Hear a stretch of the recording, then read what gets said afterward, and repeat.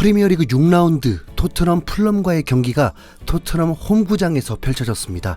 안타깝게도 손흥민의 득점, 공격 포인트를 올리지 못했지만 경기를 시청한 분들이라면 다들 느끼셨을 것입니다.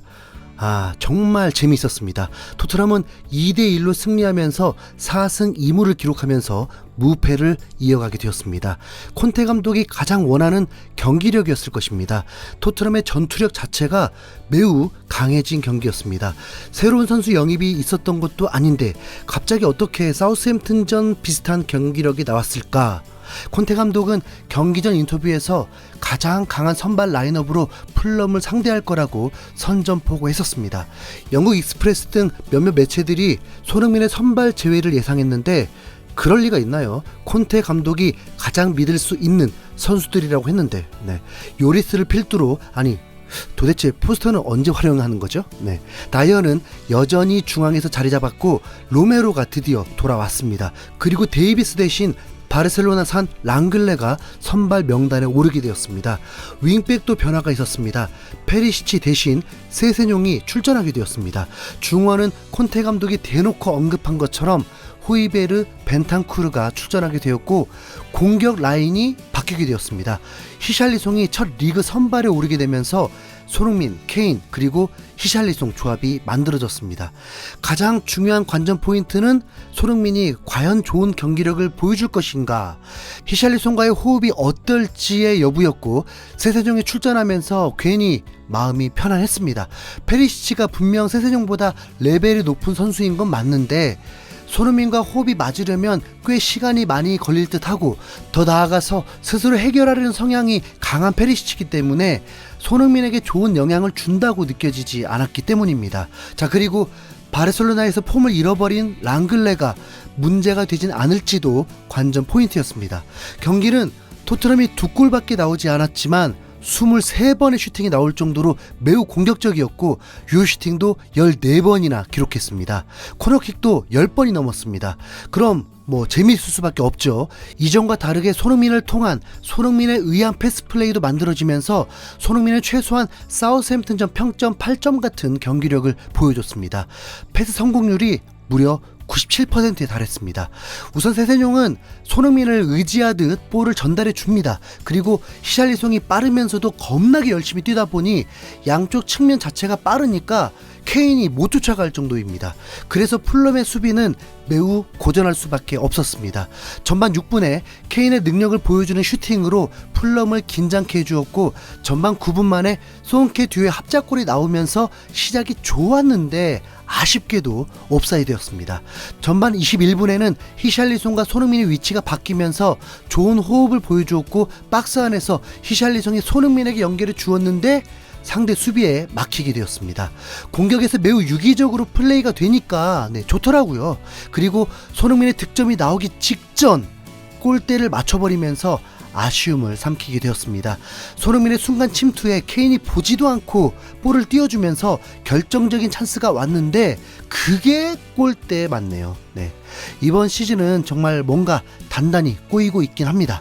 전반전에 풀럼은 시간 지연을 시키는 행위를 많이 하면서 토트넘의 좋은 경기력에 계속 찬물을 끼얹었고 그래서 손흥민의 득점이 없었나요? 전반 39분이 되어서야 득점이 나오게 되었습니다.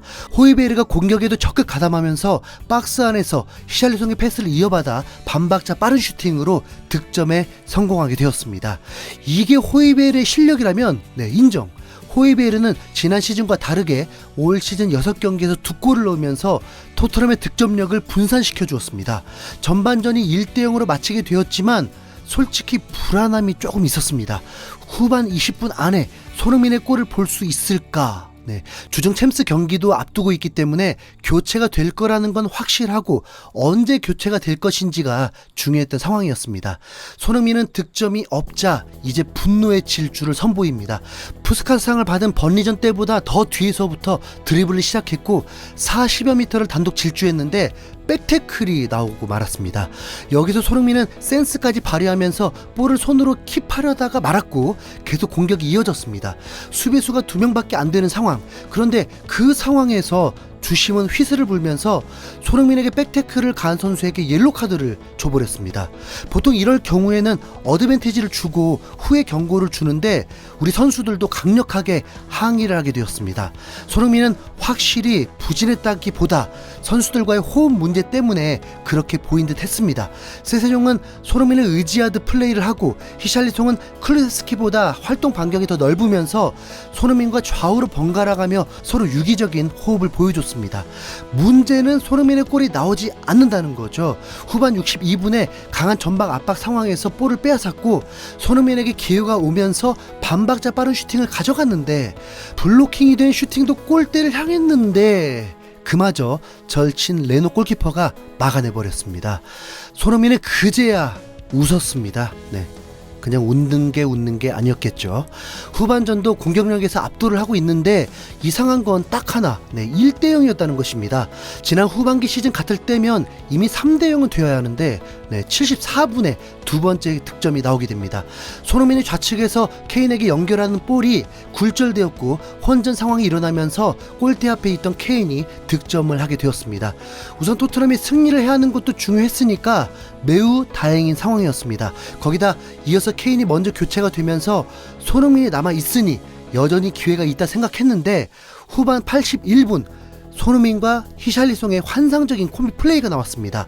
먼저 히샬리송이 손흥민에게 열어주었고 손흥민이 센스있게 크로스를 하는 척하면서 히샬리송을 향해서 뒤로 패스를 냈는데 이걸 다이렉트로 점프하면서 강력한 슈팅을 때렸는데 또 골대에 맞아버렸습니다. 관중들이 들썩일 정도로 탄성이 쏟아지고 골만 되었다면 히샬리송은 2주의 골로 선정되었을 것입니다. 이어서 집중력이 흐트러진 토트넘은 미트로비치의 한 방으로 추격골을 넣게 되었고 갑자기 경기의 향방을 알 수 없게 되었습니다. 요리스는 이번 경기에서 두 골을 막는 어메이징한 세이브를 보여줬는데 미트로비치의 한 방은 막지 못했습니다. 그리고 손흥민도 여기까지였습니다. 페리시치와 교체되면서 쓸쓸히 사이드라인 밖으로 퇴장했습니다. 손흥민은 스스로 고개를 숙였을지 몰라도 풋볼 런던은 손흥민에게 후하지 않은 편인데도 극찬 반응을 쏟아냈습니다. 풋볼 런던은 손흥민의 경기력에 평점 8점을 부여하면서 그는 득점을 제외한 모든 것을 했다. 정말 에너지 넘치는 퍼포먼스를 보여줬다라고 했고 후스코어드닷컴도 7.4, 스카이 스포츠도 7점을 주면서 공격 포인트가 없는데도 손흥민의 활약에 감탄하며 팀에서 네 번째로 높은 평점을 주었습니다. 히샬리송과의 호흡도 완전 합격이었습니다. 그의 체력은 의심할 여지 없고 마지막 세 번째 골 옵사이드 때 유니폼을 벗어버린 안타까운 퍼포먼스는 얼마나 민망했을까요? 경고만 하나 늘어버렸으니까요. 콘테 감독은 경기 후 인터뷰에서 손흥민은 볼이 있을 때나 없을 때나 팀 경기력에 많은 기여를 했다고 칭찬을 아끼지 않았고 도저히 립서비스라고 느껴지지 않는 손흥민에 대해서는 걱정하지 않는다. 손흥민 같은 스트라이커는 많은 골을 넣을 것이라면서 강한 믿음을 전해줬습니다. 2대1 승리라는 스코어와 손흥민의 공격 포인트가 없다는 것뿐 이번 경기의 선수 조합은 정말 탁월했다고 느껴집니다. 자, 오늘 경기 시청하신 분이 승자입니다. 이상 흰수염 고래였습니다.